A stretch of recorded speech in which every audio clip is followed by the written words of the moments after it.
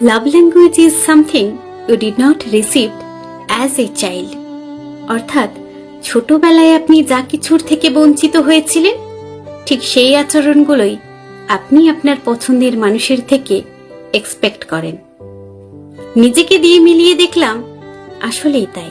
যে ছোটবেলায় পরিবারের অশান্তি দেখেছে, সেই মানুষটা একটা শান্ত প্রিয়জন চায়, যে তার মনের অস্থিরতা দূর করবে। যে বাবা মার থেকে শুনেছে এটা পারো না ওটা পারো না, সে চায় তার প্রিয়জন তার ছোট বড় সব রকম অ্যাচিভমেন্ট নিয়ে হৈহুল্লোড় করুক, বিশাল আয়োজন করুক।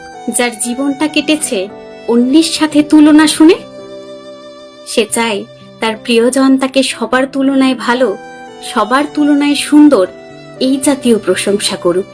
যে সন্তান নিজের ইমোশনালি আনস্টেবল বাবা মার রাগ অত্যাচার সামলেছে, সে আশা করে তার রাগ কষ্ট কেউ বুঝুক।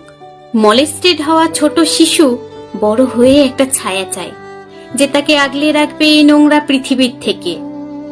ছোট থেকেই পরিবারের দায়িত্ব নেওয়া, তুমি তো বেশ দায়িত্বশীল, ম্যাচিওর্ড কথা শোনা মানুষটা চায় এমন কাউকে যার কাছে সে বাচ্চাদের মতো থাকতে পারে, তার মনের শক্ত খোলসটা খুলে ফেলতে পারে।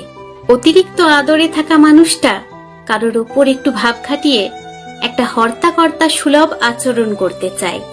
এই যে ছোটবেলার ট্রমাগুলো আমাদের বড় বেলায় এত গভীরভাবে নিয়ন্ত্রণ করে, এটা ভীষণ অবিচার।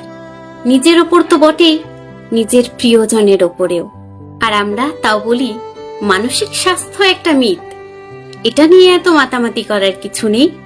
সবাই কষ্ট পায়, তুমিও তেমন পাও।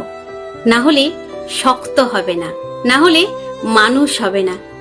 আচ্ছা, মানুষ হতে গেলে কি শক্ত হওয়া খুবই দরকার?